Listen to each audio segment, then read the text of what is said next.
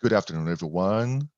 I would like to thank those who are watching our event live. I'm Fernando Macedo. I am the Advocacy and Communication Coordinator for the Brazilian Coalition on Climate, Forests, and Agriculture. This event is being broadcasted in English and Portuguese with simultaneous translation. Just check on the description for the video, and then you can watch it on your idiom of preference.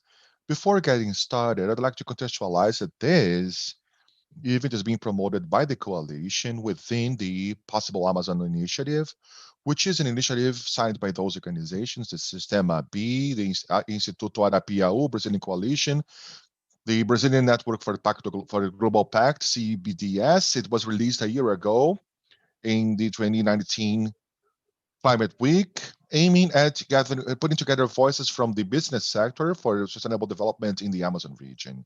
In December 2019, at the Madrid COP, we developed a beef traceability topic, which was one of the topics of the Possible Amazon Initiative. And in 2020, the Amazon has structured out a task that Marcelo Brito will be presenting later, and that today they're going to release a study with a common diagnostics of understanding of civil society and others on beef traceability. And yesterday on the Climate Week, the Possible Amazon released the 10 business principles for a sustainable Amazon. So the study on traceability, on beef traceability, the 10 principles are the deliveries we're going to have to share with you guys. After 1 year of Possible Amazon, and throughout the afternoon, we're going to have the participants on the debates. Marcelo Brito is the co-facilitator of the coalition and president of the board of the Brazilian Agribusiness Association. In a few minutes, we're going to have André Guimarães, the co-facilitator of the coalition and executive director of the Amazon Environmental Research Institute. We're also going to have Bianca Nakamoto. She's a conservation analyst at WWF, Márcio Napo, sustainability director at JBS. Bianca and Márcio are the leaders of our traceability task force, and we also invite Christopher Wells. He's the global head of environmental and social risk at Santander. I now give the floor to Marcelo Brito, who's going to head the event from now on. Have a good one, everyone. Marcelo, the floor is yours. Good afternoon, everyone. Good morning, good evening to those watching us from different time zones. On behalf of the coalition, I welcome all of you. Please allow me to quickly explain what the Brazilian Coalition on Climate, Forests, and Agriculture is. It is an initiative founded 5 years ago, together with the COP of Paris, that was embodied and grew. We have more than 20 members representing the academia, the agribusiness, the financial sector, and society, the civil society, and NGOs. And I'm humbled to say that it's one of the biggest citizenship exercises, practices in Brazil, where many players get together for their divergences in the search of convergencies for a more fair Brazil, a more modern Brazil, a more sustainable Brazil, one that grows according to the most modern rules of science, according to what science brings of more modern and more sustainable for all of us. This is all done through dialogue. Most times it is harmonious, but of course there are conflicts, and these conflicts are harmonized very politely, very amicably, because all of us have the same goal. The path sometimes is different.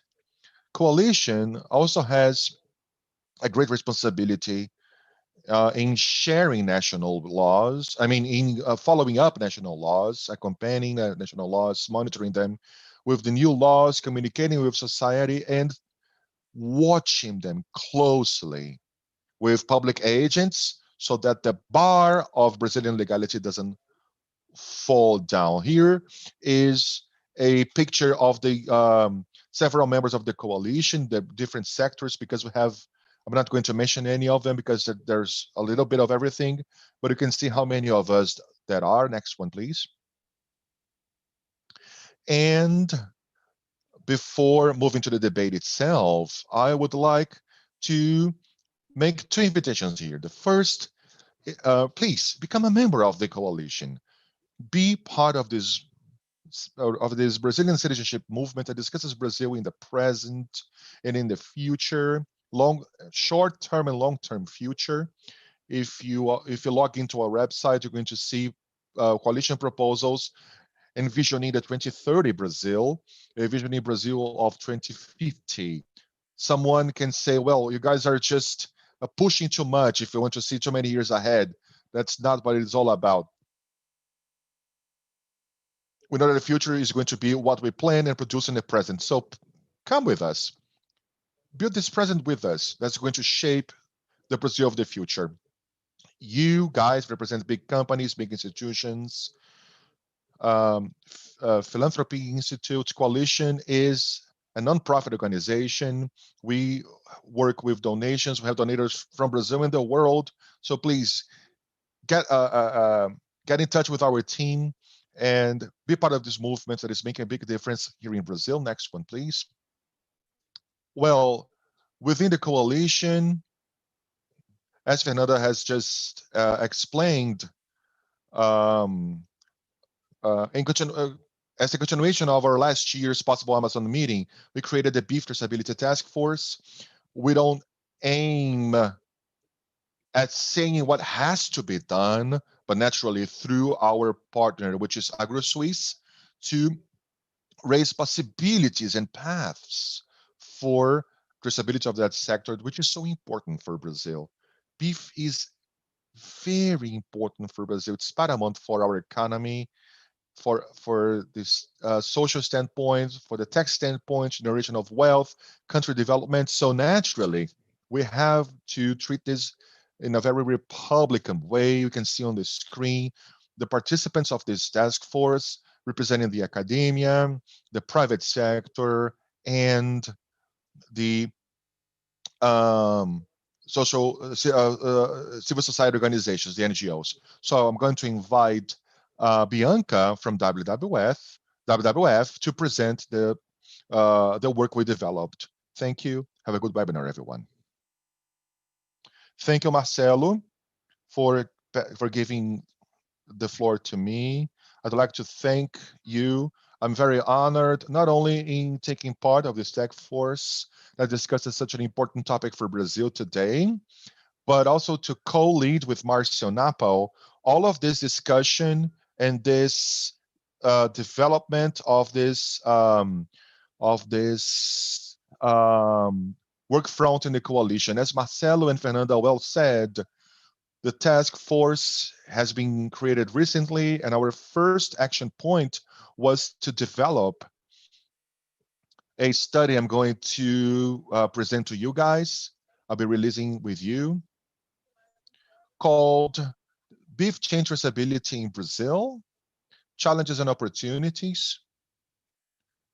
The main goal of this study was to subsidize the coalition strategy in developing the cattle traceability topic and the proposals of this task force and how to improve the traceability system in Brazil. The full study contains 42 recommendations, and we also have an executive summary that includes 2 strategic lines. And out of those 42, the 10 main recommendations. So the aim of this study is to contribute to the to progress in the environmental quality of beef and its control, and then find the links between the private sector, the initiatives, and public policies for this segment in Brazil. So in trying, within the study and what we analyzed, we reviewed the state of the art of the beef value chain in Brazil. I decided to bring this graphic here because it's on the participation of the livestock within Brazil's GDP and within the agribusiness GDP, Brazilian agribusiness GDP. So in 2019, it generated a GDP of over 1.5 trillion reais. This is 21% of the national GDP. And the livestock represents 1/3 of this GDP of 1.5 trillion reais. Over the last decade, the sector grew by 1.5% a year, and the real growth was a bit more modest, of 1.3% a year.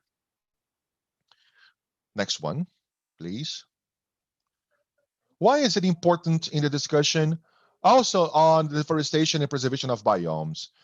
Well, if you analyze the conversion of soil use in Brazilian biomes, you see that both for the Amazon and the Cerrado, there's a conversion of activities in pastures and agriculture. In the Amazon, the livestock is more relevant as compared to agriculture.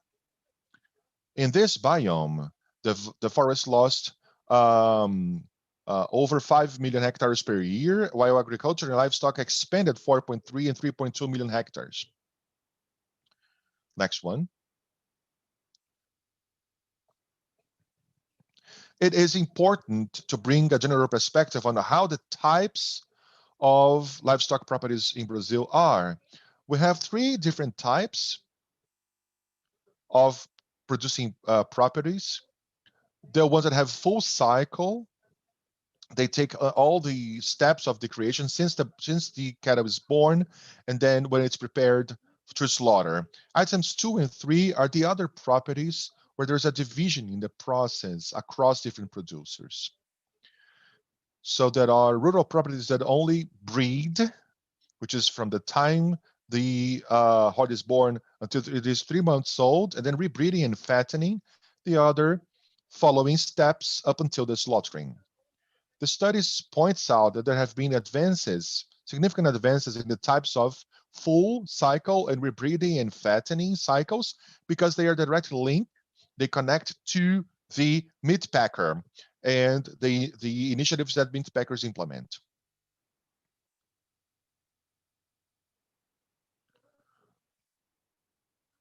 Going further in traceability systems and also monitoring systems in Brazil, we have an identification and certification system for cattle and buffalo. The system was created through the normative instruction number 1 in 2002 that provides for identification, record, and monitoring of all cattle and buffalo born in Brazil or imported since the publication of such normative instruction. 3 years later, a normative instruction was published that's saying that only producers and exporters were forced to adhere to SISBAV, and in order to do so, Brazilian legislation set out the obligation of the record of the properties in the national file, and once all the requirements were fulfilled, the property would receive a approved rural establishment certificate called ERAS. SISBAV had a few challenges since the beginning regarding the compliance with Brazilian properties because they have different sizes. There's also the profile of livestockers because they're a bit more conservative in adopting new technologies. There's also the fact that the information system do not reach the given poor infrastructure in rural areas. There's also the difficulty in adapting the beef value chain actors to a traceability that is more integrated, including all segments. Regarding the health surveillance systems, we have the Animal Transit Guide, which is a document that accompanies the animal throughout its transit, including when the animal is going to be slaughtered in meat packers. GTA is a document that shows that the sanitary information of the animal are proper and are compliant.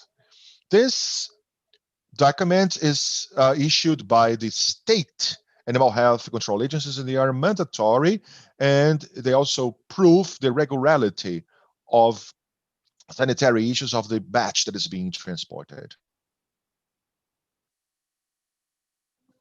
Regarding traceability and monitoring of voluntary agreements, the main agreement we have today is the terms of conduct adjustment that are signed with the Federal Prosecution Service.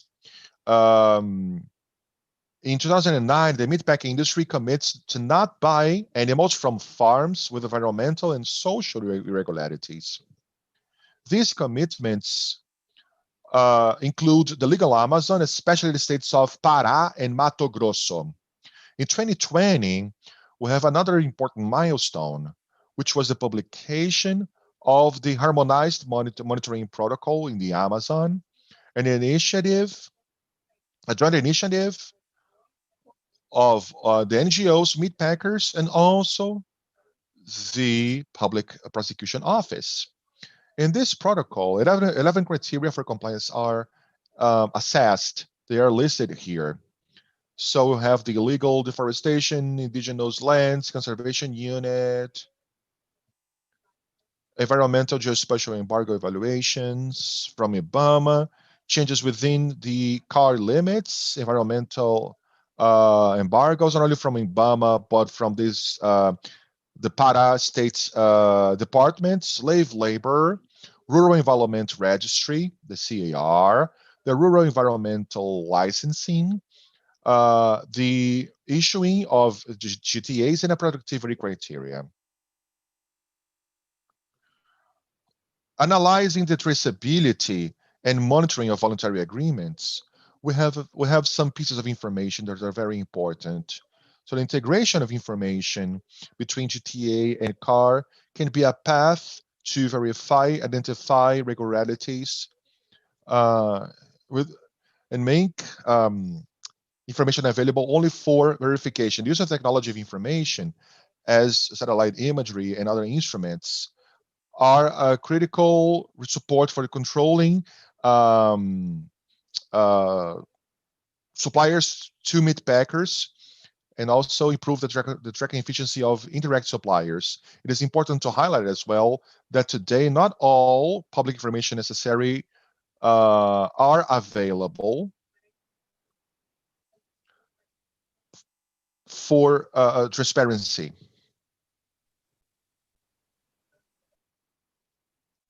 Regarding suppliers, we are going to get into the topic of indirect suppliers, which are the ones that are not directly linked to the meat packing industry. For example, the breeding or the rebreeding farms. The meat packing companies, they are subject to purchase practices that are associated such as animal triangulation. This is known as cattle laundering. The triangulation is a process in which farms not fit into the meat packing companies, what they call dirty properties. They sell animals or they transfer animals to a farm that is clean and fit for all the requirements, and they then are accepted as a good supplier. It all then comes to an economic analysis of a traceability system. The SysBob, for example, institutes the pricing and the number per head. The cost of implementation gets reduced as well. So the first study that was carried out in 2006 in Santa Catarina, it verifies a cost that was about 19 US dollars per animal. And on the second year, this cost increased to 33 to 36 USD per animal, which indicates an inviability. most recent studies, especially from 2019, they point out that 0.53% of all the income implies that for 5,000 animals, it indicates 0.5% of the income of each generated by each animal. And this is an indication of an economical inviability.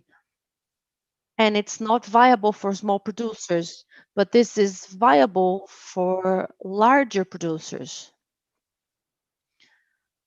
Get back to the previous slide, please. And during an interview, there was a speech, and they said that the SISBOV indicated there is a cost of 5 reais per head.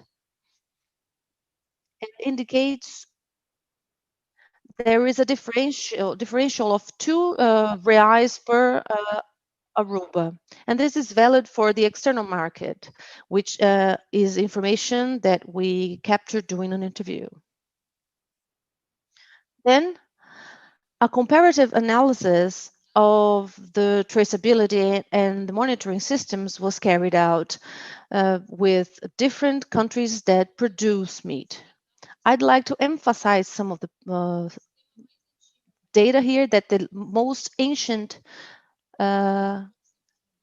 system that has been evaluated dates from 1997 from France.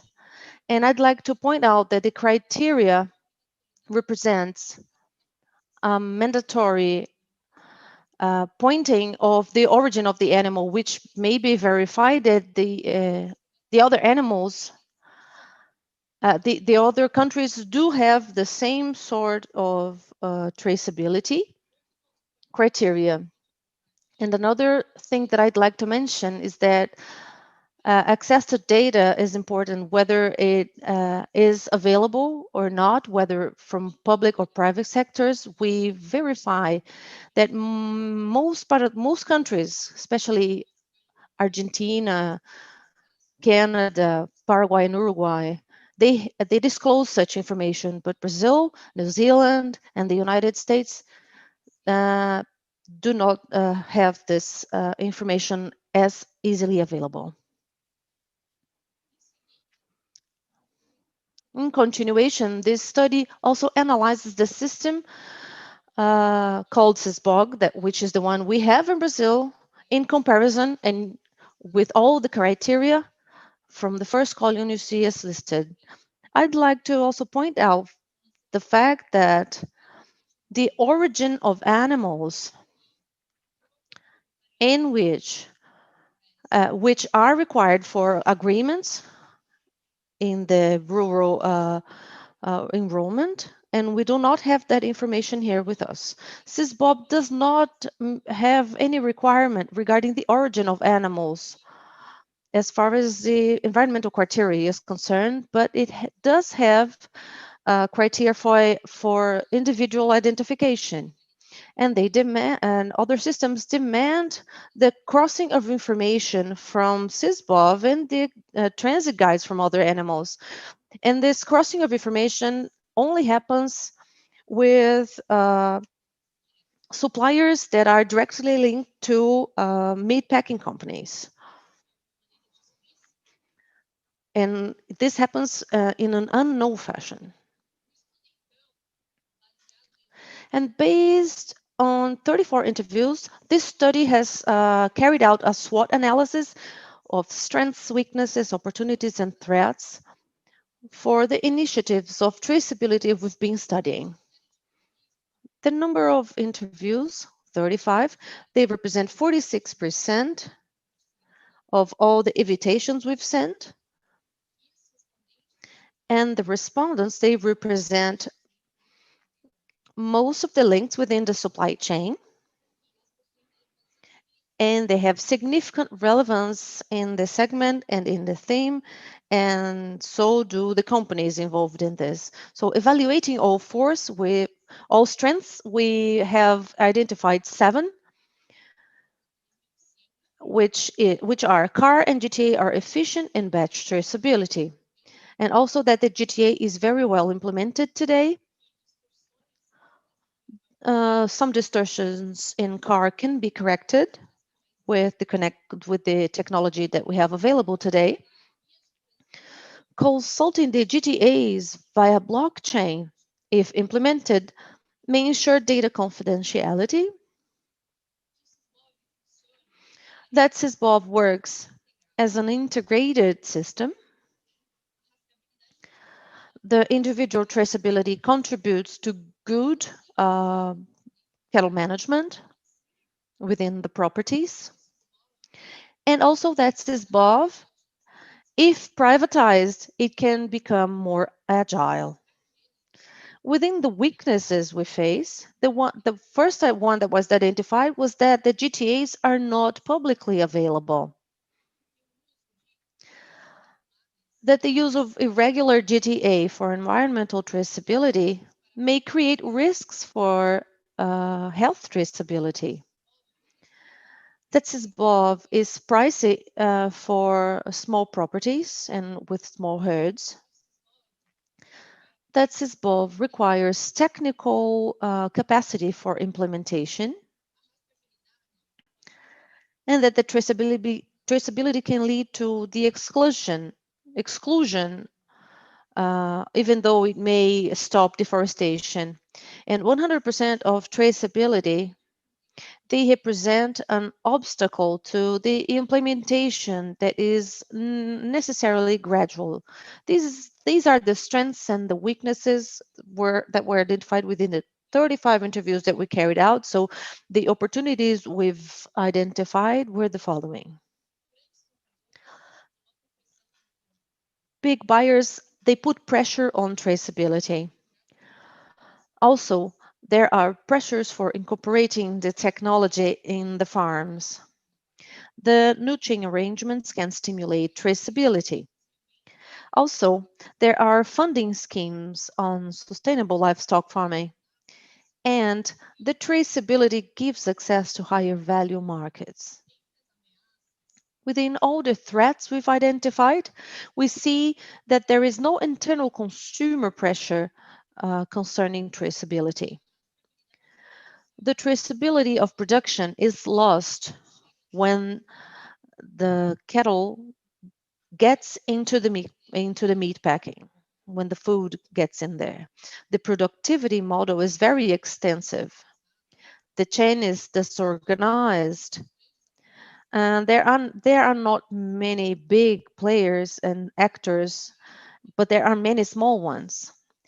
The meat value chain has many intermediaries, and it is guided by mutual distrust.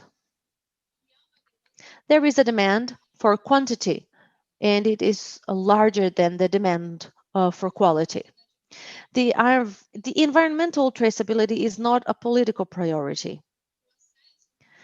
The access to finance and funding for small and medium-sized cattle ranchers is limited, and there is no technical assistance for the system implementation. When evaluating strengths and weaknesses, we had identified that there is a cyclic dynamic regarding traceability.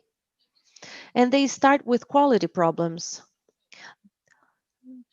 that lead to pressure that comes from the outside, from the external, for standards, and also lead to agreements between actors. And this ends up bringing voluntary membership, because this is complex. The chain is complex. It's hard to implement commitment agreements at a large scale, and this also pressures and leaves the small players out of the chain. This creates competition that is not fair, which in the end leads to the abandonment. People drop out of agreements and companies just give up on the agreements. And what I mean with this is that there is a cycle in which if you don't see any advantage from an economical perspective, you may have dropouts and lack of uh, incoming. So this has origin in the external market or in the work of advocacy that comes from the public ministry and the third sector.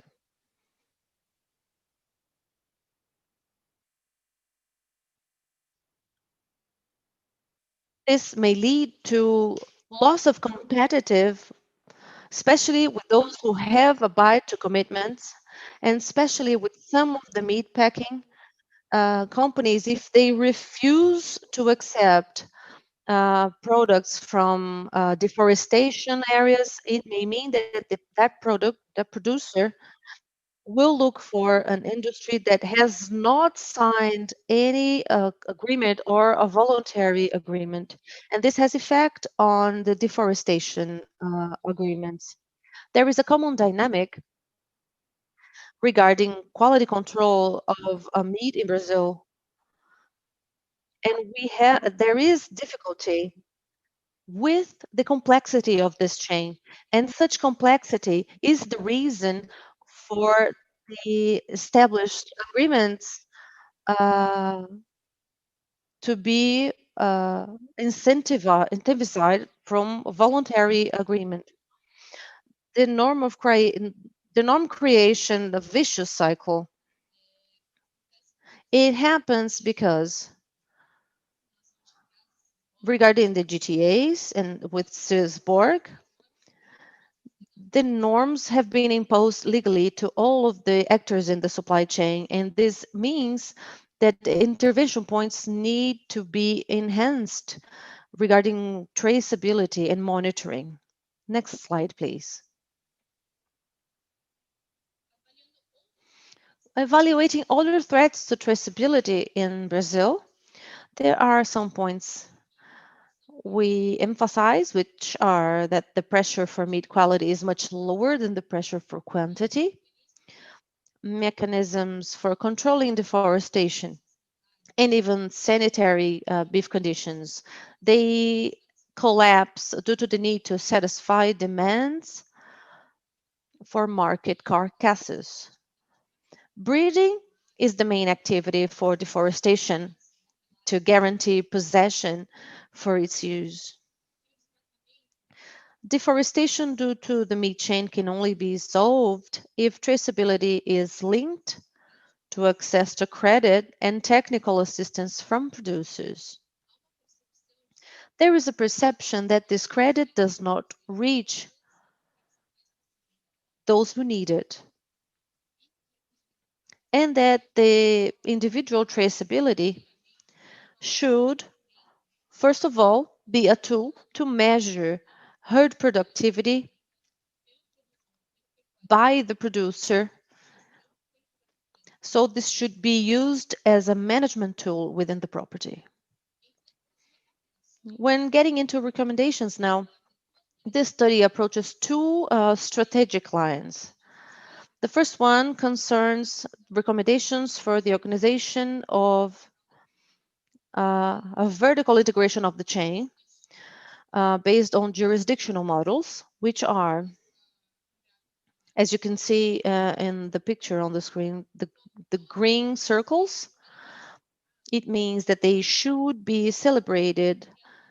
Agreements should be celebrated between premium breeders and producers so that they have conditions to meet all the requirements of meat quality, beef quality.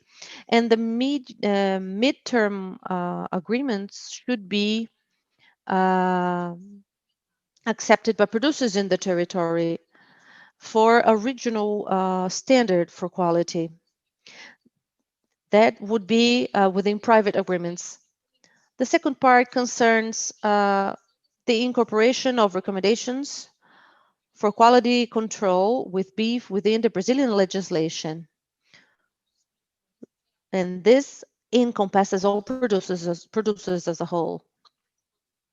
Get back to the previous slide, please. And so, in other words, it makes all agreements as contributions so that new public norms are implemented.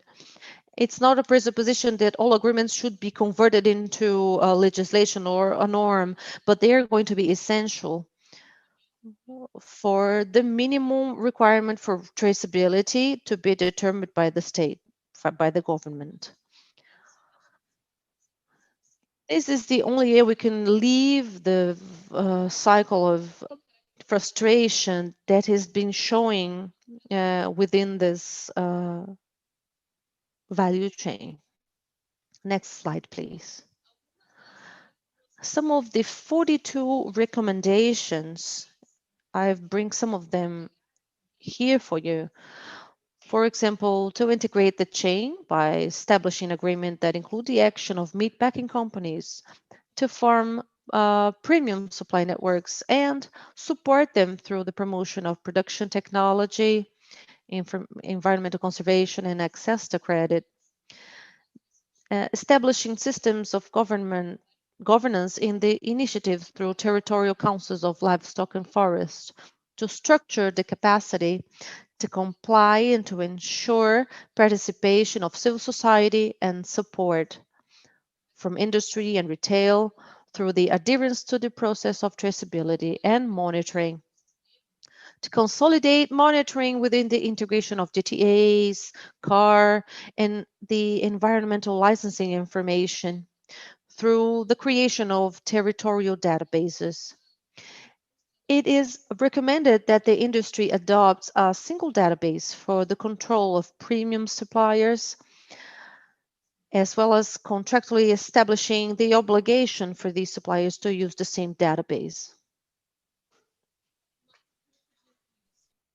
One more group of recommendations in the topic of establishing targets and goals and deadlines for implementation of individual traceability of the traditional approach that was suggested, that public authorities should support governance of integrated initiatives through land integration, tenure regularization, to adapt credit programs to territorial and jurisdictional project through incentives for a higher quality of meat. That the retail market is responsible for supporting these integrated projects in addition to meeting the requirements for ensuring the environmental quality of the meat. And it is also the link connecting consumers to the beef chain. Another recommendations of the Ministry of Agriculture, as well as the Brazilian health surveillance agencies in the respective states, should be responsible for ensuring the management of the database, facilitating the procedures adherence to their systems, SysBov, GTA, and CAR, as well as ensuring certification for the traceability and monitoring of animals, that it be adopted. And how can we bring scale to the vertical initiative of integration throughout the chain? So in order to emerge from the cycles of enthusiasm and frustration, it is necessary to shed minimum rules of production and quality, control, and legal obligations. Also, we have to translate the territorial and national experiences into effective results in the functioning of the meat chain under the law and establish subsidies for the adequacy and improvement of legislation. There is also a very important point, which is the hypothesis that the individual identification of the calf should start when the breeding farm sells the animal to the breeding farm. The individual identification will occur when the first GTA of the animal is issued. And in this sense, a price differential for animals with individual identification may be considered.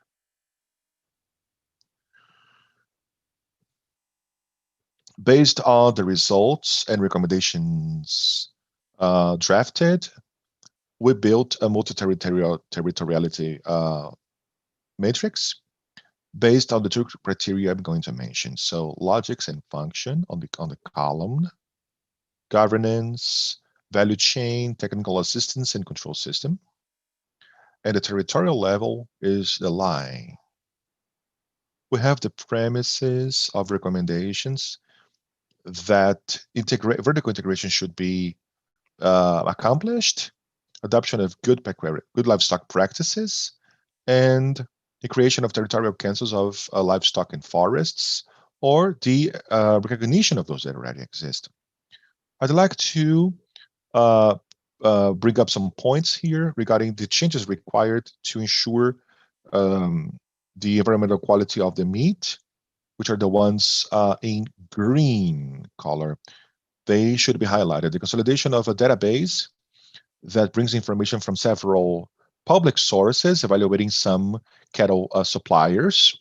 So the use of the database, the voluntary providing of the GTAs checked by health surveillance agencies, and the drafting of inclusion-exclusion strategy of unfit suppliers.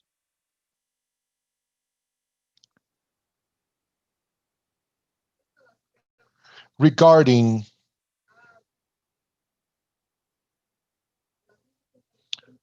the territoriality matrix for scalability,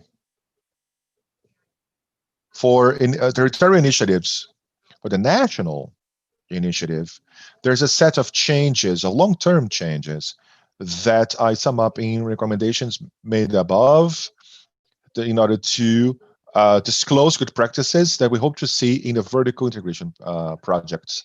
I'd like to highlight here the importance of promoting that public agreements and private agreements should translate into minimum rules in order to turn into legal mechanisms applied throughout the chain, seeking environmental certification. That is how we can ensure that vertical initiatives, in order to ensure the environmental quality of the meat, does not turn into another cycle of excitement and frustration that has characterized meat cycles in Brazil. It is a premise of this strategy.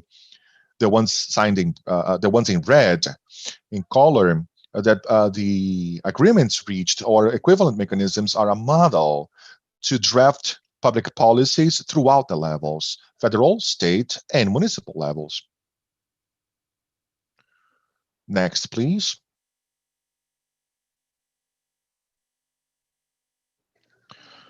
To wrap up the presentation of this study, we have some conclusions that we can take out from this project that the coalition made. That it's totally possible to monitor the beef chain for Amazon and Cerrado. A several number of initiatives demonstrate that. This monitoring is possible through the traceability using georeferencing, the animal transit guides, and environmental rural registry, or gradative individual traceability programs, even if starting by some integrated jurisdictional projects and later extending to municipal, state, and federal layers. This should be a strategic agenda for Brazilian government, especially the Ministry of Agriculture, large meat packers and retailers, that should involve more and demand as the last link before the consumer. Thank you. I think I'm all set.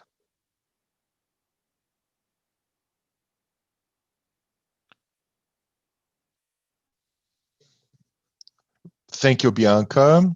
I'd like to welcome André Guimarães. He's here with us today, and give the floor to Marcio Napo, please. Mic is yours.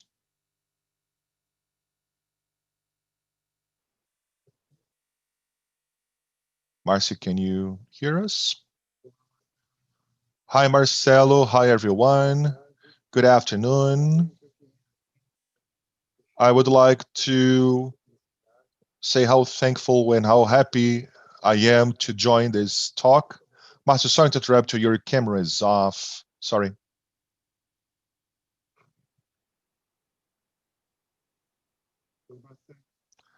Hi, Marcelo. Can you hear me now? Hello? Yeah, we can hear you loud and clear, but we cannot see you.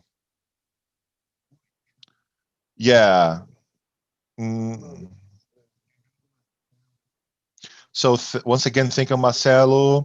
Thank you, everyone. I'd like to thank you for having me.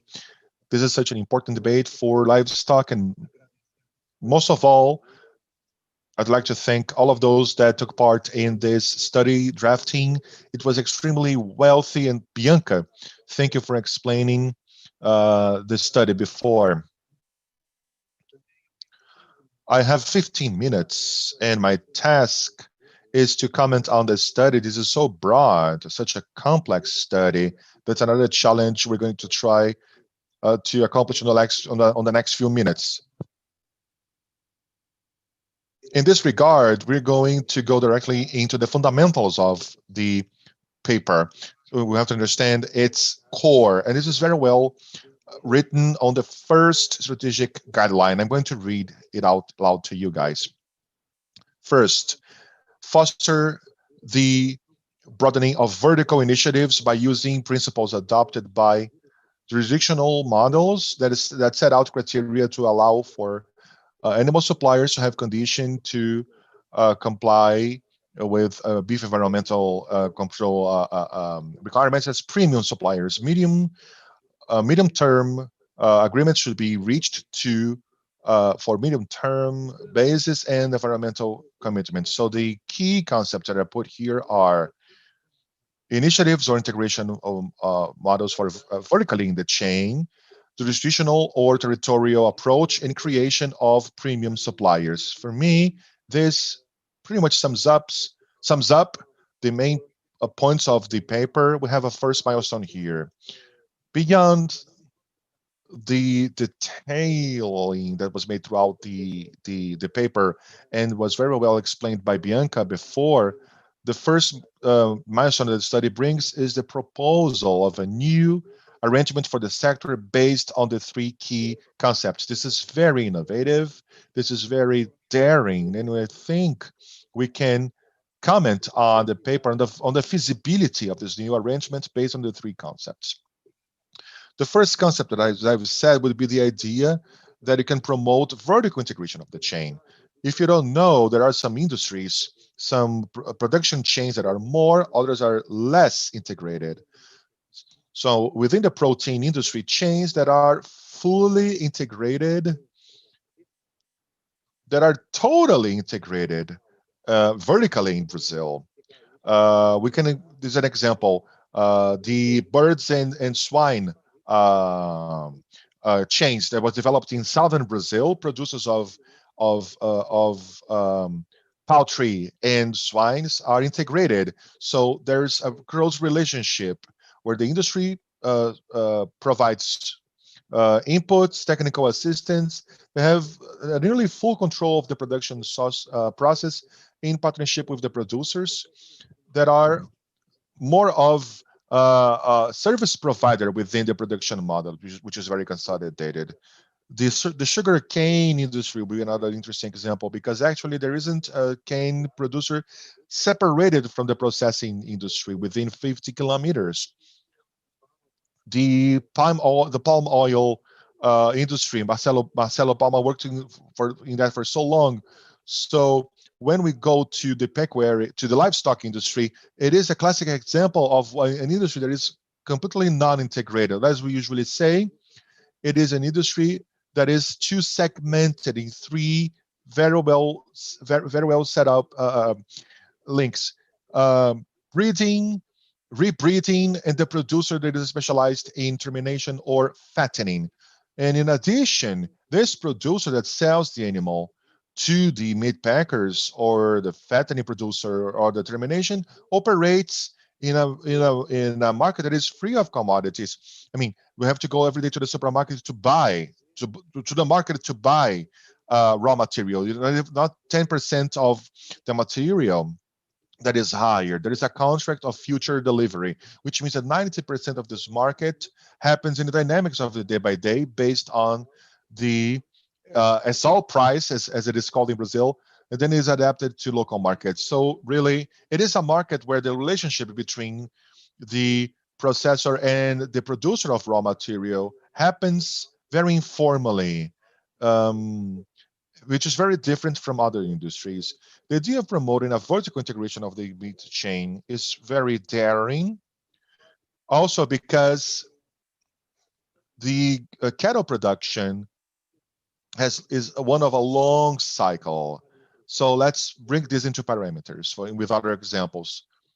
It takes usually 3 months to produce, 3 or 4 months to produce poultry to the poultry industry. So it is a very short production time frame. In the livestock case, it takes you 2.5 years to 3 years. We want to reduce this time frame, and that's what's happening with the livestock modernization. So there is a long cycle based production. Since the moment it is calf up until the moment of slaughter. Maybe that's why this chain has segmented so much, because the economic cost between carrying this investment to the calf up until the time you sell it, it takes 2.5 or 3 years. It is a very high financial cost in a country of rare capital costs such as Brazil. So the idea of vertical integration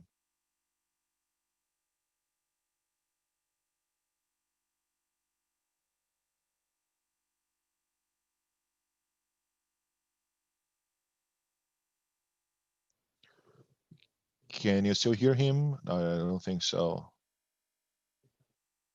I think we lost him.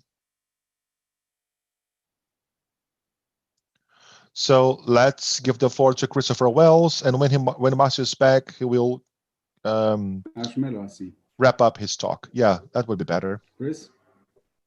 Christopher?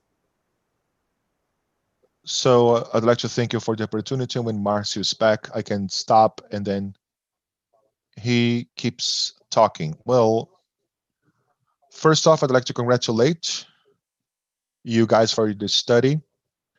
It was very comprehensive, and it covers a period before 2008, 2009. It also entails new countries. It has a very complete and good view. So I'd like to complement this view that was given by the study with a view of financial institutions, particularly Santander, which is where I work. Well, Márcio is back. Well, I think I had a problem here on my internet. Yes, please, go ahead. So as I was saying, the idea of analyzing the 3 key concepts that are on the first guideline, I think they really characterize the innovation of this work, of this paper. As I was saying, the possibility of having vertical integration or a better integration across raw material producers, livestock ranchers, and producing industries, it would be fantastic and would help enormously for us to engage in a different fashion, addressing very different agendas, not only deforestation, sustainability, but the best practices of animal well-being, food security, and raw material matters. But it seems to me that this idea, however interesting, it seems to be hard to implement given the culture that we have in Brazil within the livestock sector.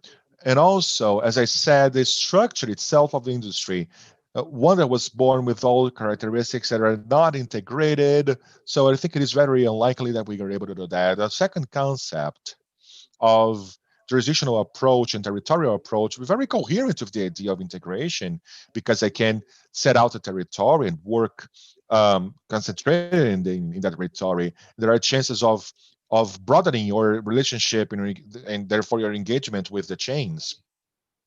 Again, is a concept that is being debated in different production chains. if for those that don't know, instead of a company having a supply chain that is spread over a very large region, you set out strategic regions and will work within that region, a partnership relation with all the layers of the chain within that region and including other industries. So I'm assuming you have a certain city in the state of Mato Grosso, you bring all the producer associations. If you have corn, soy, cattle in this municipality, everyone sits on the same table, the mayor as well, and we set out a plan, a work plan, so we can address the issue of deforestation reduction, compliance with environmental legislation, and the improvement of traceability. Again, this is a fantastic idea, and I think the great goal for us to put such an idea into practice. I don't know what the minimally acceptable region for us to have the full production of cattle cycle within it. There are regions where you produce calf, and the calf maybe is displaced by hundreds of kilometers until it reaches the next layer of the cycle. For example, JBS buys cattle in a 250 kilometers radius.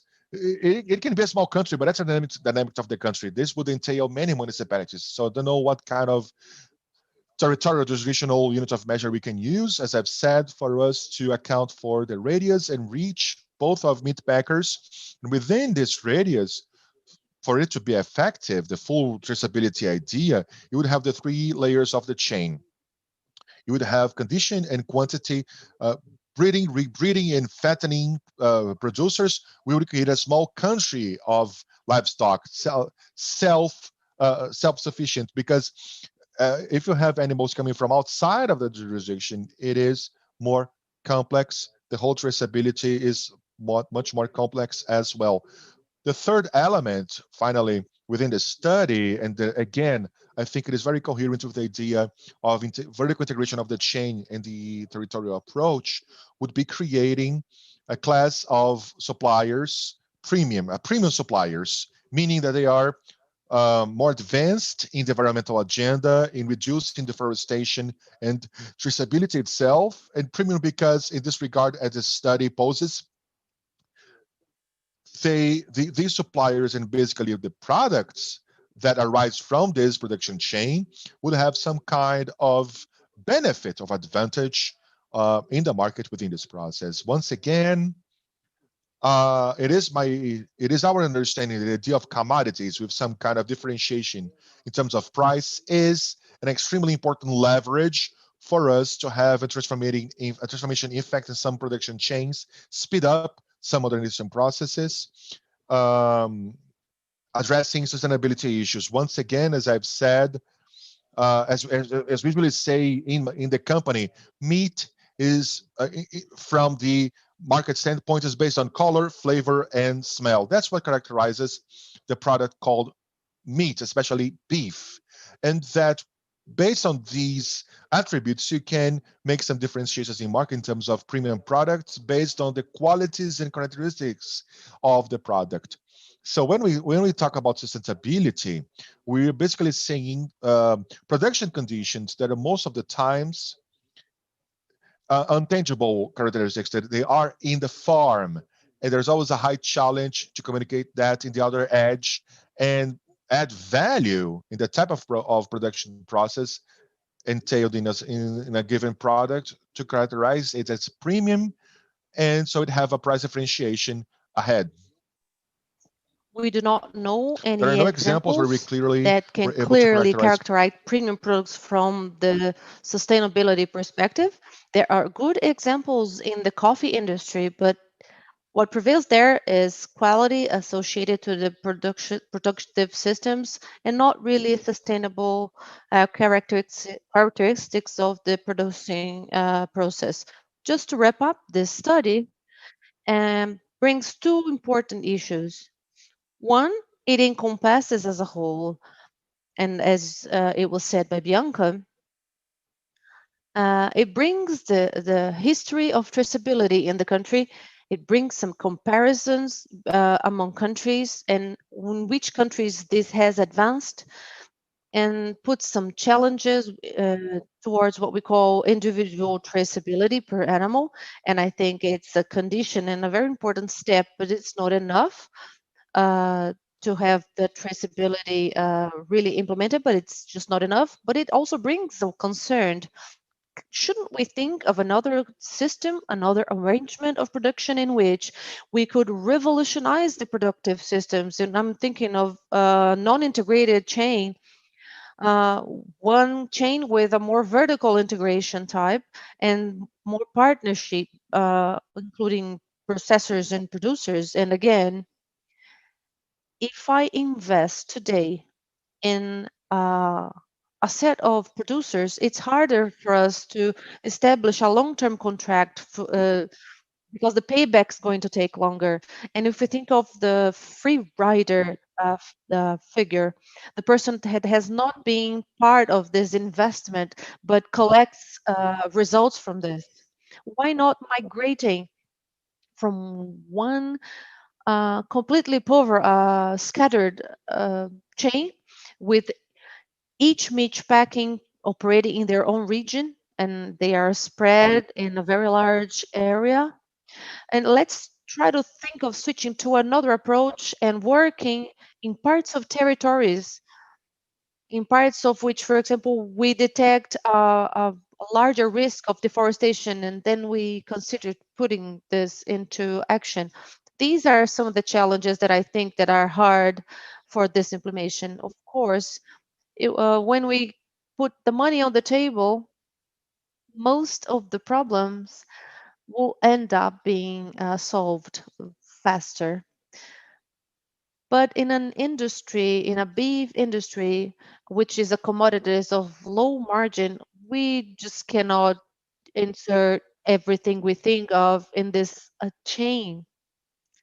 In this pursuit of this more traceable beef, this creation of value needs to start from the very beginning of the chain. We need to find a producer, clients that pay for the exact value of something that is going to be of more added value. If the consumer is willing to pay for this, we are going to find ways and create ways so that the whole supply chain is going to be covered. So I wrap up here just by saying and by provoking you with this thought, and I think this study is innovative, and the discussion of a new arrangement for the whole chain is important, but I understand we still need to think of the next steps on how we could advance considering these three concepts and to create a new thing for the beef chain. Chris, now you have the floor. Thank you, Marcio. What I would like to do is to comment this point of view and to bring the experience we have with the finance sector, especially with Santander, and how we work with the social environment situations. Regarding the supply chain value, we bring two lessons. First, we have clients who are meat packers, and not only the large ones, the ones we know. We have some medium-sized meat packing companies, and there is also the producer that have some shorter operations, smaller operations. In the first case, what we have is much larger engagement. And this, of course, started with the engagement of control and what these meatpacking producers have as control. This is how we participated in their process. And as time went by, we started taking care of the whole chain for them. And the concern with the indirect suppliers has been more and more important. and this is a concern with the environmental question we engage our clients into. We bring them into discussions in this sense so that we understand and they understand the steps they are taking towards improving their control. And I think someone has got their mic on here. Oh, okay. Thank you, Marcelo.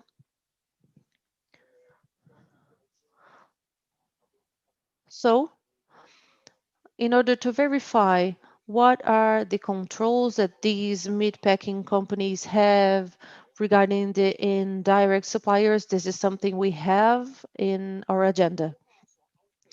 Regarding the livestock farmers specifically, we have implemented a system in which all credit that the agribusiness and that is directed to producers and farmers and other cultures, of course, but we are focusing on the livestock producers.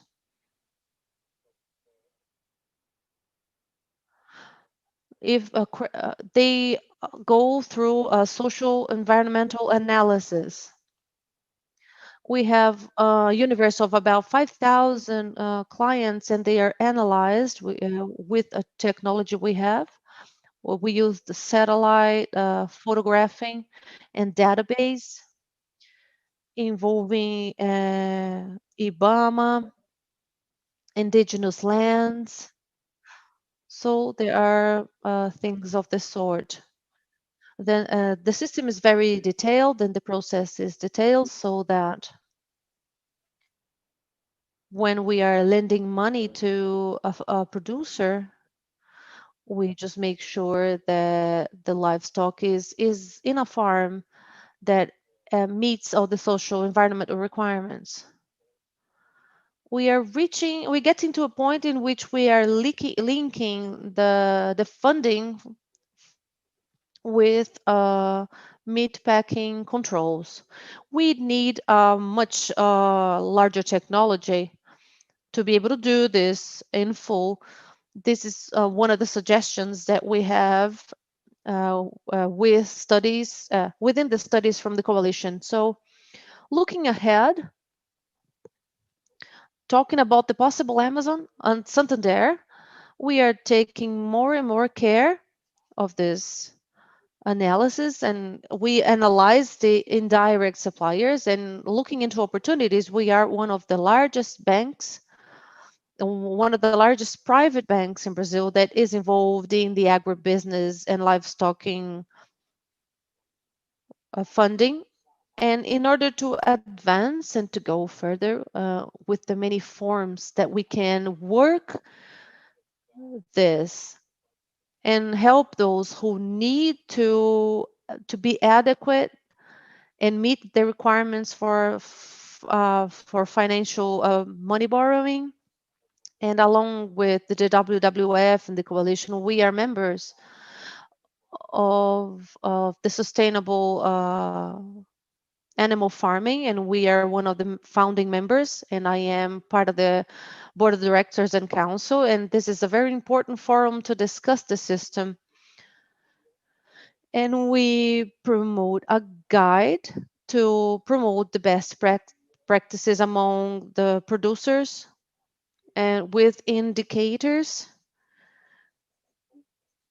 with the best practice in the sector. It's called GIPE, and they can auto-evaluate themselves so that they can improve from the social environmental perspective. And it also, of course, you see, includes a social approach to this. And they can improve their performance from both perspectives in a voluntary fashion.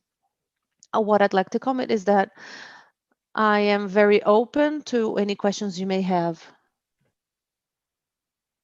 Acho que sou eu André? agora, né? André, I think it's my turn. I Boa, guess Cris. this is your É isso aí. turn. Bom, gente, Okay, muito Chris. obrigado, Cris, pelo Well, comentário, André, thank you very much Márcio, for all of pela your contribuição comments, aqui and também, Bianca, Márcio pela brilhante for your apresentação, meus contribution, and colegas Bianca Marcelo for e this Fernanda. brilliant Eu queria presentation só you had fazer today. pouco I just do wanted resgate, pessoal. to Por que nós estamos aqui hoje? Tá? O bring que nós back vimos, na to realidade, the table. desde o ano passado para Why cá, are we em here termos de today críticas from ao last year Brasil, on preocupações aí com regarding the incêndios criticism Brazil's been florestais, com suffering desmatamento and crescente, forest burning and né? A gente obviamente deforestation? recebeu, na We realidade, have vários been sinais receiving de a lot of investidores, signs from sinais de clientes investors, do Brasil, from sinais de, enfim, clients parceiros, and outros países do partners Brasil, from other no countries sentido da preocupação. in the Tá? sense that Agora, they are esses all sinais que a concerned. gente recebeu por meio The dessas cartas, signs na we've been realidade, tem receiving fundamento mais from all profundo, of them, que é it's fundamento da addresses something vontade much do deeper, consumidor. Eu which acho que o is the consumidor, o consumer indivíduo, as will, famílias, what they want, estão the cada vez families. mais More acessando and more, informações, they tendo are mais accessing informações sobre o information que and compram, having o more que, né, information comem, o que usam em casa. regarding what they Tá? E eat esse and what they conjunto use at de home, informações and que this está mais set of disponível para a information that sociedade is much more global, e aqui eu estou available falando at a global África, level, a Ásia, passando and pela Europa, Africa pelas and Américas, não importa, Asia, as pessoas Europe, and estão mais Americas, informadas, people are estão more buscando mais informed, informações and e they are querem saber o looking que for compram. E, information. naturalmente, uma família And bem of course, informada, grupo naturally, de pessoas bem a informada, well-informed family, a vai group that querer is well-informed, informação, will vai querer want more informação para tomar decisões. information Tá? to Então, o make que their nós own estamos fazendo decisions. aqui nessa And what we conversa are doing pouco during this mostrar conversation que existe is sim possibilidade, showing that tá? there are de a gente possibilities construir de forma proativa, tá? to Apesar das pressões ou proactively considerando as pressões, mas and despite independentemente pressures disso, nós precisamos, nós build, somos um país exportador, nos and we orgulhamos do are agronegócio que an temos, exporting e countries. para We que a are gente proud of our continue crescendo, agribusiness, que é o que eu acho que and in todos order nós to keep queremos, a growing, gente and vai this ter is what que, we want, enfim, talvez entrar num we novo will have paradigma, to tá? O get into a paradigma que new nos trouxe até paradigm. aqui, da gente ocupar novas What áreas, has brought expandir a us fronteira, here, etc. Então, esse paradigma não occupating está new sendo aceito. lands, but E não this é is not being por alguns accepted. poucos de nós ou And por it's alguns not grupos mais just because ativistas. just a É few pelo just don't consumidor, é accept pelo it. The cliente que decide consumer is the aonde one who vai does not accept fazer a it. sua They are the compra one e o que vai who comprar. decide E whether they buy aquela something or família, aquele not. pequeno And investidor that também decide that onde vai investir family o seu and dinheiro. that Então, nós investor, precisamos no they Brasil de also choose whether clientela to e invest their money mercados, or e not. nós precisamos de So we investimento. need to E look para into the isso que nós market, but temos we need que investment, and trabalhar a nossa we reputação. need E to no que work our tange a reputation. muitas das commodities, e eu And acho que a as far carne aqui é um as most of the exemplo, no que commodities are tange a carne, por concerned, exemplo, and quando a gente beef fala is one de of the examples, credibilidade, de when we talk reputação, about nós estamos falando de liability and rastreabilidade. O traceability, we consumidor are quer talking sair, about quer saber de onde traceability. é The que vem o consumer produto. wants Então, to esse know the evento origin aqui, of pessoal, esse products. So this estudo que nós estamos event, lançando, na this realidade, pela study we coalizão, are é presenting uma with the primeira coalition tentativa, no is caso da própria the coalizão, first attempt de from the entender coalition esse to assunto e understand identificar quais são os this caminhos subject possíveis para a and gente acelerar identify o the processo possible de ways so that rastreamento, this de process of rastreabilidade no traceability caso can da be carne. Isso sped up. certamente, se a gente avançar, e Of temos course, if we tudo para advance avançar no and we Brasil, have com all enfim, that o it engajamento takes das to move empresas, com a forward with this, contribuição do with terceiro company setor, com engagement o and envolvimento do contribution setor from third financeiro, sector com as and the associações finance e a sector, sociedade all the entendendo associations isso, and nós na society, coalizão all of them acreditamos que a gente pode understanding that acelerar e all, avançar muito rápido we esse processo. can E ao speed fazer this isso, a gente process vai up. estar não And só dando by uma doing resposta this, aos nossos we are clientes, mas not estamos only também going to give the recolocando o Brasil na response vanguarda no the que tange a consumers need, but credibilidade we dos are seus going to produtos, no put que tange, enfim, Brazil ao on the map potencial de crescimento e de as far investimento as e de growth and receptividade investment para and investimentos no receptivity futuro. is concerned. Então, eu estou muito feliz So aqui com esse evento. Quero I mais uma am vez very happy agradecer with a this todos que event. estiveram aqui I conosco. would like A to gente thank vai ter everyone agora uma again. sessão de perguntas, já tem Now we are várias going to have perguntas que estão a chegando, tá? Mas eu Q&A não poderia session, deixar but I could encerrar not essa go minha fala without aqui dizendo que ending my enquanto speech coalizão, eu gostaria de falar as agora a enquanto coalition facilitador member, da coalizão, as junto a com o meu colega Marcelo co-facilitator Brito. Eu acho que a with coalizão está Marcelo cumprindo um Brito. I papel think the extremamente coalition is importante aqui. A coalizão é um fulfilling espaço de diálogo a aberto. A space of gente, dialogue that obviamente, que is os open diálogos às now. vezes são Of duros, course, às dialogues are vezes são, tough enfim, sometimes. pautados por posições muito rígidas, mas We invariavelmente na sometimes coalizão a gente deal consegue with achar very strict convergência e achar o positionings, caminho but do we meio. need to Então, talk esse and we try evento to que está find aqui something that is acontecendo common hoje among foi fruto everyone de um else. So this processo de quase um event ano de discussão dentro da is coalizão, a onde result nós of more fomos than pouco a 1 year pouco of construindo discussion within the consenso, coalition. We were trying to construindo building up the convergência consensus e and até que chegamos ao ponto em que entendemos que a gente precisava, então, de promover estudo para poder agregar ainda mais as forças da coalizão para a gente fazer essa agenda andar. Tá? Então, eu mais uma vez agradeço, mas vou rapidamente agora passar para as perguntas, que imagino que a audiência vai estar mais curiosa para ouvir os nossos colegas. Então, a primeira pergunta que eu teria aqui, talvez seja mais para você, Márcio. Is much more to you, Márcio, I believe. The question A questão por que, qual é a importância do acesso às bases de dados, né, no caso GTA e CAR, in this case, GTA and CAR, para a gente encarar esse desafio for us da to face rastreabilidade this e da challenge of sustentabilidade de forma traceability and geral. Você sustainability pode as a nos whole. comentar sobre isso, Can Márcio? Qual a you importância please make a da comment on abertura this, the dessas bases de importance dados? of the access to such database? The database, both with CAR and GTA, this is the most important piece of information and they are required for the monitoring of social environment of properties. For those who are not familiar with this, and just to briefly explain it to you, the CAR is something like a national ID for the farm, and we define in there the property is defined geographically, and this also defines the production and conservation areas according to the forest code. JBS, we control our suppliers, and we have a digital map of this.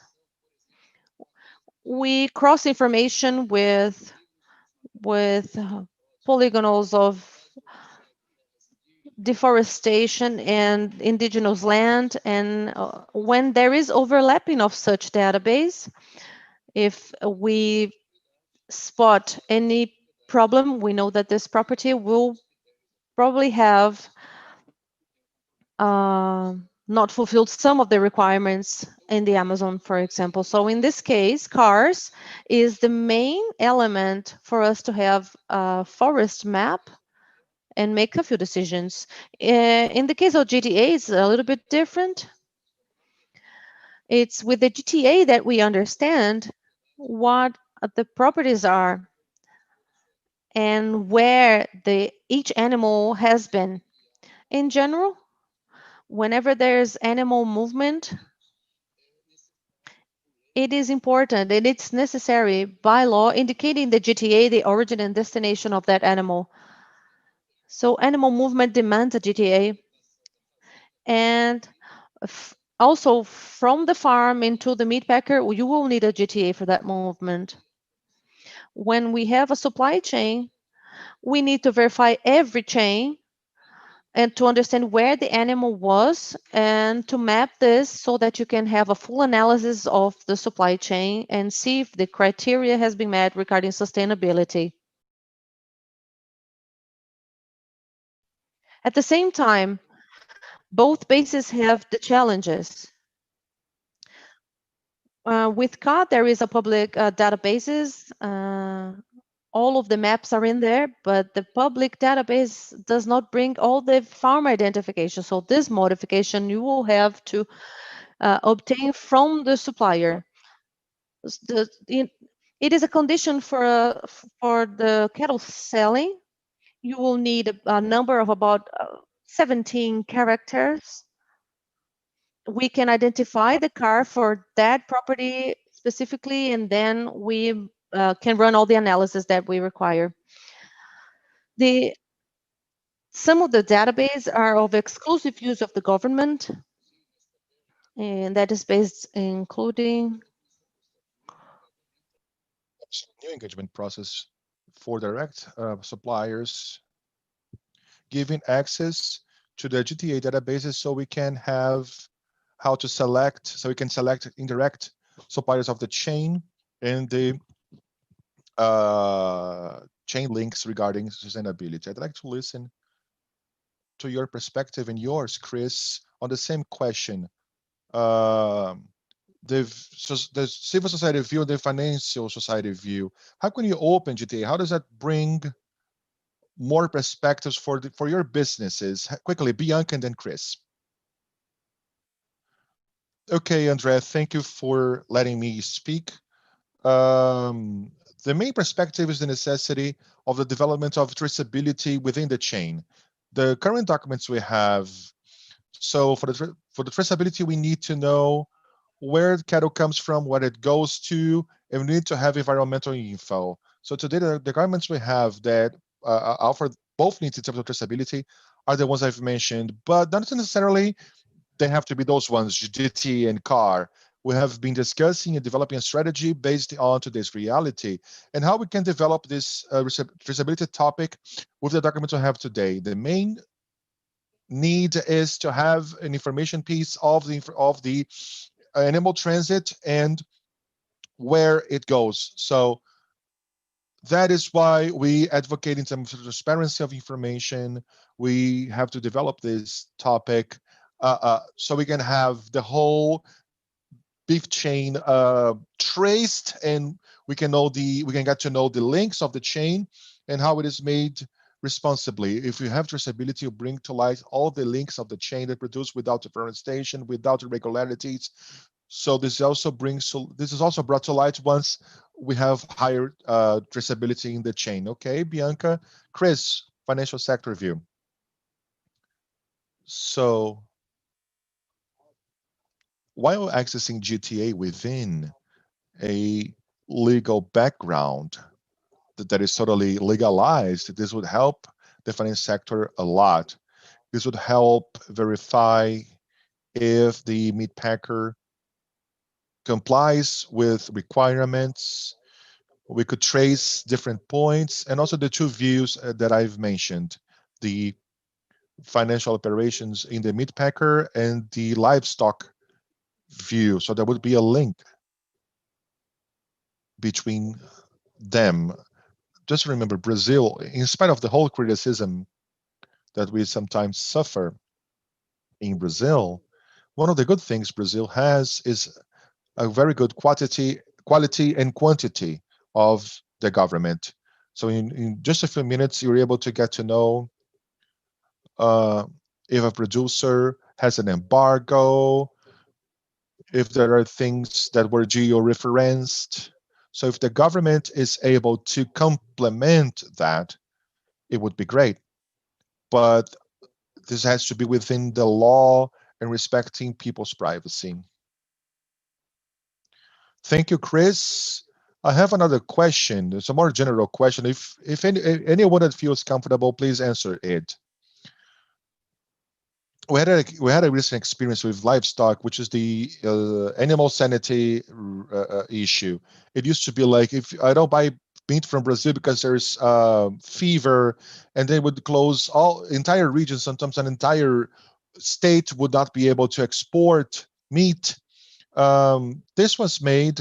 I mean, I don't follow it up close, but there was a whole assurance of vaccine and files, because this paved the way for us to make exports broader. Paulo Barreto, senior researcher, does this issue bring some lessons for traceability issues? And which are those? Would anyone answer that, Chris? Well, I think Marta should answer that.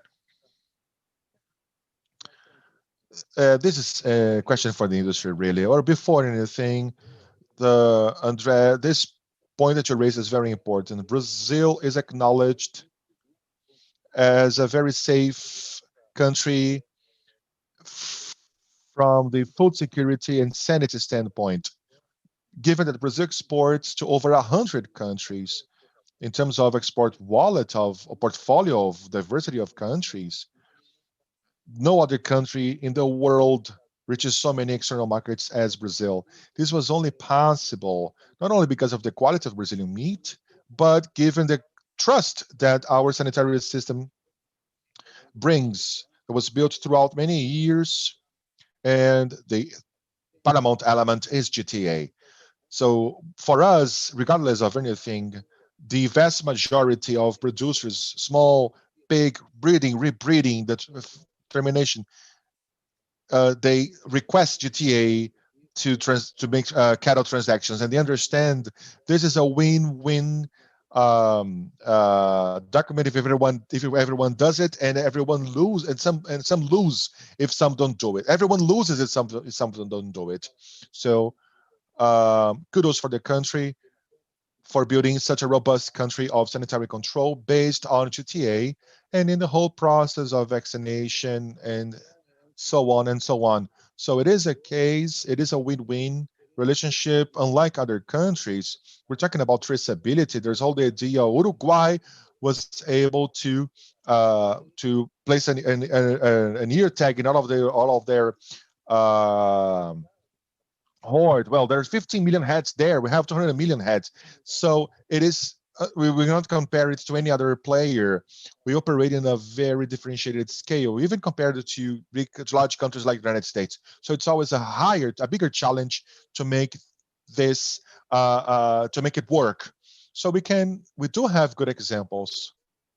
Let's remember, this is a very dear thing for me. In the coalition, I always say that we cannot mix the individual traceability of the animals that has a sanitary purpose with the social and environmental monitoring of properties. Although there are contact points across those, operationally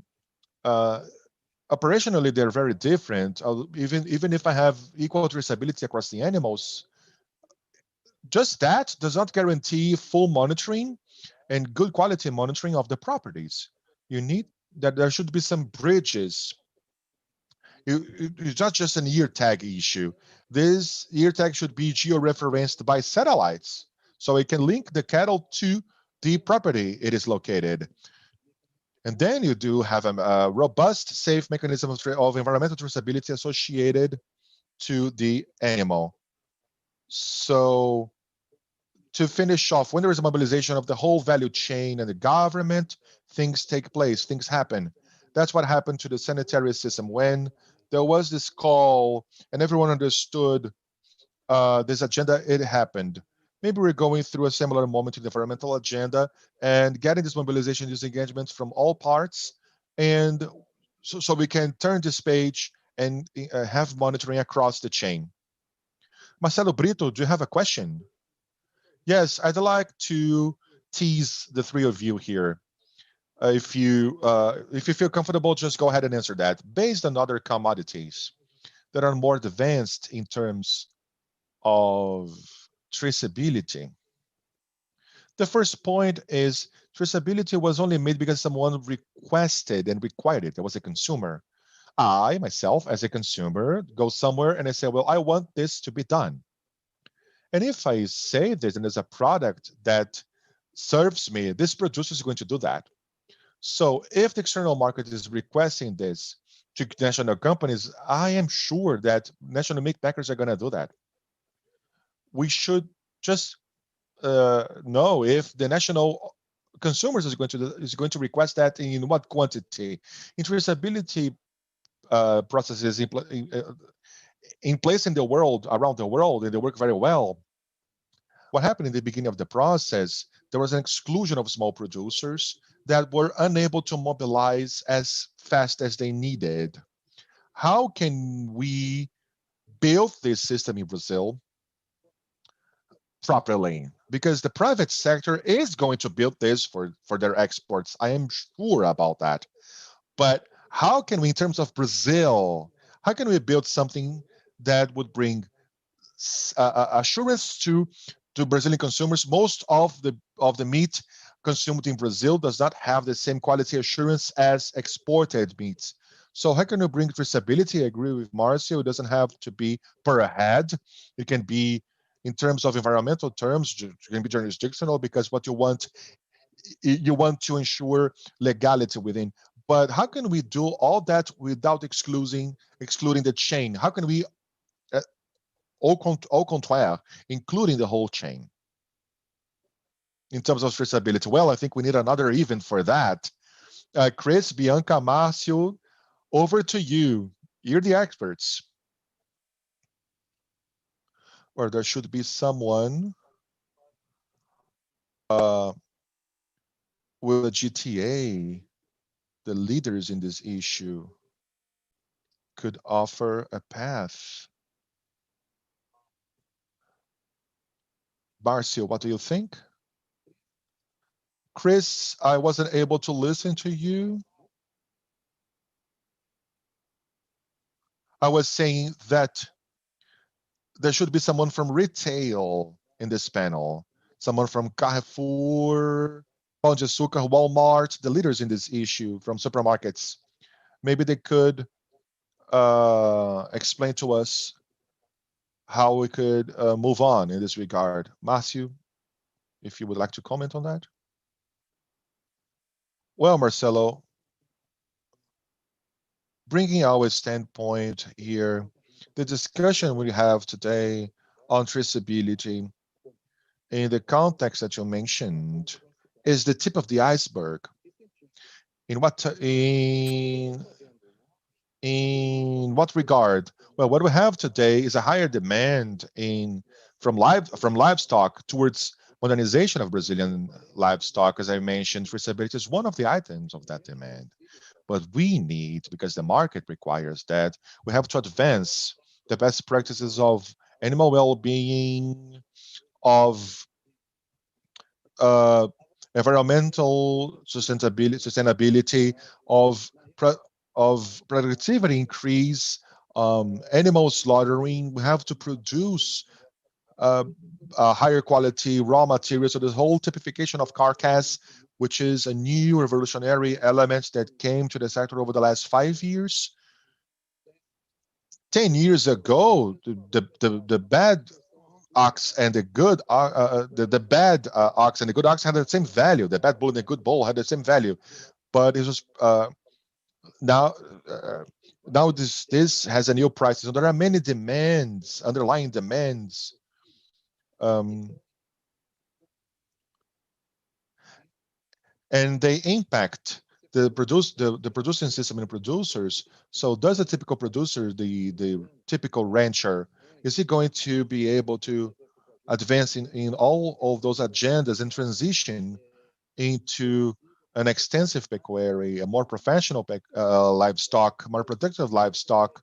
And behind that, there are some technical issues, but not a lot of tools, but more about rural extension, of teaching techniques, simple techniques of productivity enhancement, of pasture handling. And there's another issue, and over to you, Chris, of financing of the sector. I worked for many years in the soy sector. It brings me a good perspective to see both sectors. The soy sector, unlike the livestock, is highly capitalized. Producing soy that demands a lot of money for a crop. So as pecuary becomes more technical, and as you say, to treat pasture as a farmer treats their producer with fertilizers and selecting seeds, precision agriculture, genetics in the cattle, rotation of pastures, which requires you to dry out the whole property, not only the external area of it, but in the internal area of the property. We are going to need finance lines which are specific for those that want to do this transition, to transition into livestock. My understanding, financing is a barrier, rural extension is another one, bringing that message to inside of the field is another barrier. So in JBS, we have a very nice philosophy, which is every day we wake up with the goal of teaching or showing our supplier, the rancher, that he's not a bull producer. If you are a bull producer, your horizon ends in the meat packer. You produce food, and then when he sees himself as a food producer, it makes total sense. All of the agendas that I mentioned: sustainability, animal well-being, quality, productivity. This makes a different sense because they produce food, and you see the consumer in the horizon, not only the meat packer.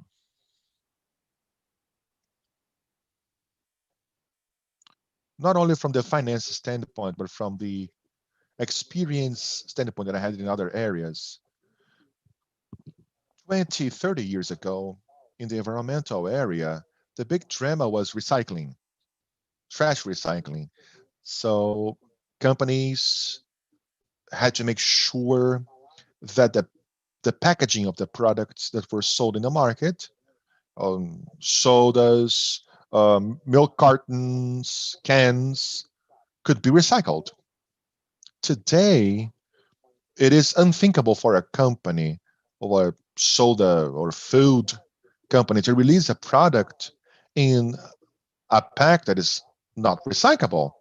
This is normal. 30 years ago, it wasn't.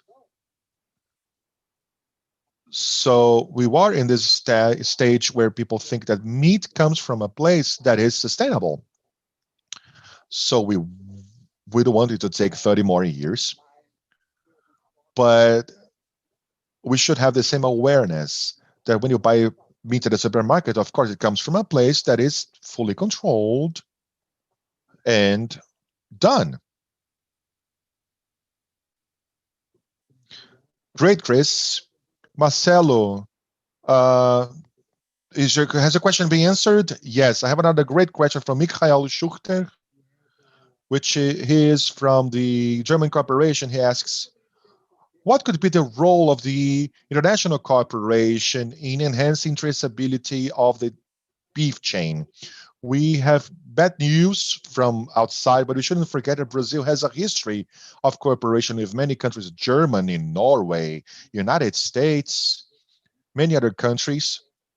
And this is a positive point we have here. What would be a role, Bianca, Márcio, Chris, Marcelo, if you want to join us from the international cooperation of this process so we can move on. So it doesn't take another 30 years. Let's make it faster.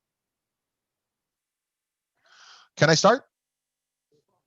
Please, go ahead. Well, I think that international players have a very significant role in terms of showing that external market is going to demand, not only in terms of retailers, but also, of course, other institutions that can cooperate in this regard towards the development of this important topic in Brazil, traceability and knowledge of the origin of the foods. So consumers require that. This is very important, and Brazil's beef has to take this step, especially regarding the relevance it has in the Brazilian's commercial balance. Is a very important product for exports, and also regarding its role in environmental issues we face regarding deforestation, indigenous lands, conservation units. It is very important for us to develop ourselves and develop this commodity so it is produced more responsibly while preserving our biomes. Would anybody like to comment? Well, maybe someone has a good idea, but that's cool. All right. Márcio, please. Well, how can the international cooperation, international market help in this regard? Back to the critical point, traceability is the tip of the iceberg. We need to come up with means to speed up transition of our livestock to a more technical, more professional one. And there is a very important path of the international market investors, banks from abroad financing this transition towards a low carbon agriculture. I mean, we need to finance the increased productivity in Brazil, more meat per hectare, improve cattle genetics, and produce a more well-finished cattle in less time. We're going to remove pressure on deforestation to produce more protein for global demand. Global demand for protein in the last 20 years is going to increase by 70%. This is key. The key to comply with that is increased productivity. There is no increased productivity without investments. I think investments, because the country has scarce capital, we need to make the access to international capital easier to transition in this regard. Just to add to what you said, there are things we sometimes forget. We've been in the market for quite some time, and sometimes we forget that the food market is global. If we think of the largest companies of the Brazilian beef market, JBS, Marfrig, and Minerva. JBS is the largest one, and Minerva is among the largest ones. These are Brazilian multinational companies that are in several countries, and they must have a global platform. They're mainstream. Their bar is raised very high, and the more it acts outside, the higher the bar is. How much percent of the Brazilian market is controlled by the international market? How much percent of the Chinese market is controlled by multinational companies? The world is more and more globalized and more integrated. Santander, as a global bank, it needs to follow international parameters. They should not follow Brazilian standards only and then outside something else. If there is any minimum difference, we need to remember that the rules we follow are always the most strict. These parameters will also incur in other Brazilian products, and the beef will be within this process. It is a continuum improvement and learning process. We have quality products, and we access several markets in the world. When talking about international cooperation, we're not talking only country-to-country cooperation. We are talking about the integration of industry, food industry, at a global level. Many countries and many industries, whether processing or planting or growing, most of them are located in Brazil. And this is an example of global cooperation. Thank you, Marcelo, and everyone. And this makes me connect to another question that we've just received that concerns that very high bar. And the tendency is, of course, and I hope that we raise the bar more and more often. People that demand more and they have more criteria, choosing their own things. This is the tendency. There's some externality, and there's a potential risk when we raise the bar and we demand more answers and more actions from the market and traceability. We will have an associated cost to that in order to have that traceability possible. So the whole process may cause some exclusion. There are producers who will not be able to meet the requirements. And how do we raise the bar and at the same time give them some time and space for them to be fit for the condition? And then we'll be able to bring those who are not ready yet. Maybe they are not prepared. So we'll still have to think of this, and we will probably put the system into collapse because if we miss some of the suppliers. The more we raise the bar, we need to think of opening some space for them to get ready to be part of this. Who would like to say something on this? Marcio, people are pointing the fingers to you. Okay, Bianca. What we think that we may try to bring regarding this exclusion, and it's a risk when we talk about identification and livestock farming technology. The role of the government and public policies is important, and technical assistance, especially for those who are small and medium. And the study encompasses this aspect, but we haven't brought this subject here, but there is concern on this. In order for us to have more traceability and better management within the property, they need access to technical knowledge.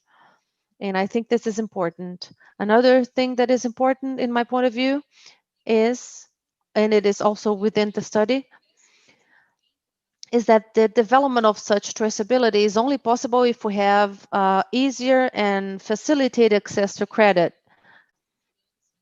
And of course, a changing mindset for this country, because risk taking is somewhat required. From the front door in, we need to look into traceability within the property and better management, and this will allow better production and better quality production with better genetic quality. I think this is it. Oh, okay. That means it's just much more complex. Marcio, don't get me wrong, but it's not just about putting a ring on the cattle ear. We need tracing, we need credit, technical assistance, so that you have a contingent that is moving towards together in the same direction. It's just more complex. Don't get me wrong, it's not just about traceability. It's all about developing the chain as a whole. And this makes me connect to another question.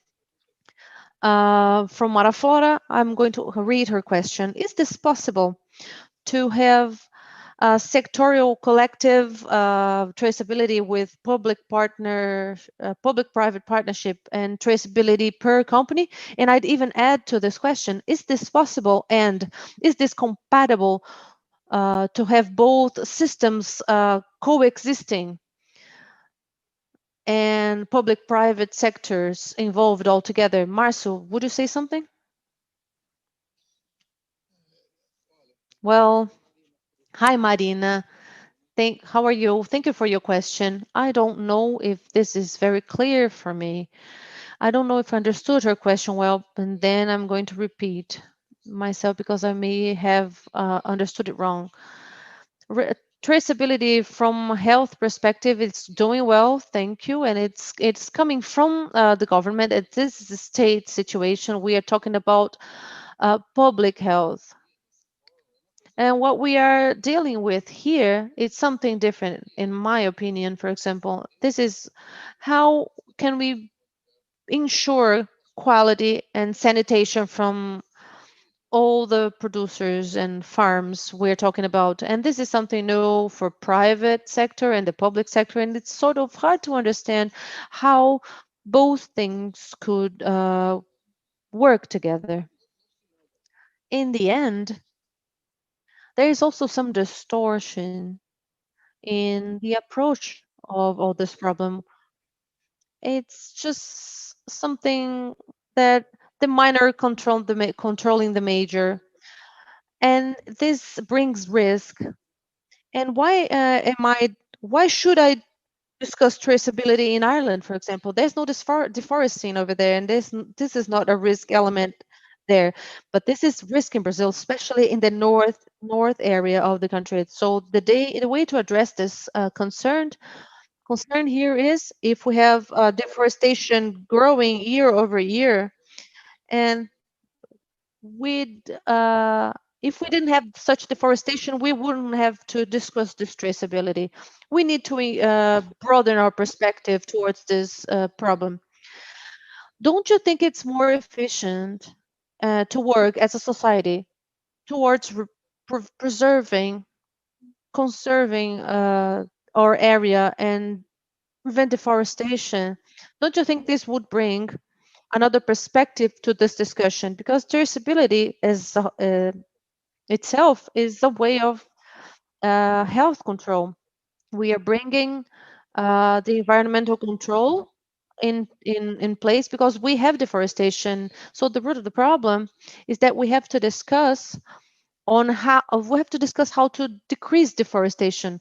Traceability is the mean, not the end. I don't know if I was clear with my approach. Okay, any other considerations? We are heading towards the end of this event,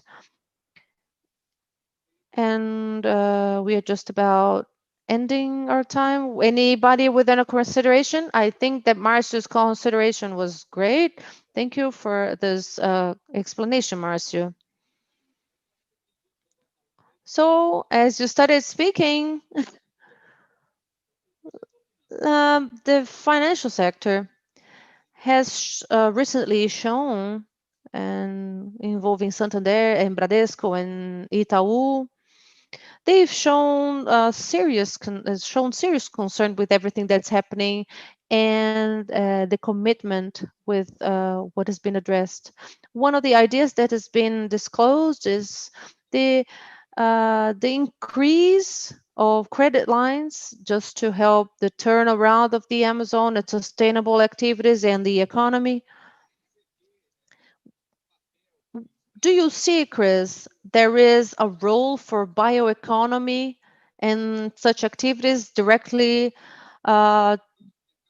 addressing the forests and the intensification? And something similar to what Bianca said, there is an equation that needs to be solving. We have the responsibility and the norms, but we need the credit and technical assistance. We need to have it all matured altogether. Do you see a movement to from the financial sector in this sense? Well, first of all, I am not authorized to see the spokesperson of the Amazon project. It's an initiative that was launched about 8 months ago by Itaú, Bradesco, and Santander. It has 10 goals to fill, and the first one to get to zero deforestation in the chain. Regarding funding for this problem solving, I am not working with this theme, so I do not know much to say, although I know the groups that work with this theme. I don't have a lot of substance to give you right now. And as considering there are more banks involved, I think to align this communication, I cannot say much of this. Okay, thank you very much, Chris. Anyway, I'm going to answer my own questions. I think that the banks play an important role regardless of bank. The Amazon has reduced availability of credit access, and probably because of cultural aspects of the region, I don't see a way we can find solutions to bring production and credit all in harmony.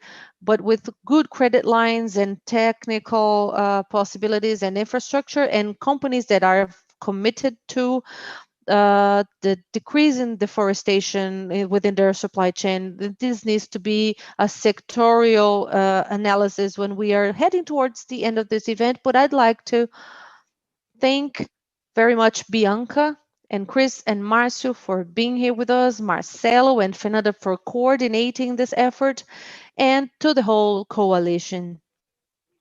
It's a collective effort, and we hope this does not end with this dialogue.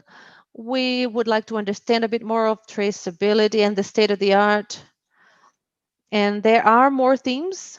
They all converge, they all come together for something in the future. And we foresee a preserved environment, and we are going to have, at the same time, growth, production, and more employment and more income. We are defending the coalition, and we are defending a new paradigm.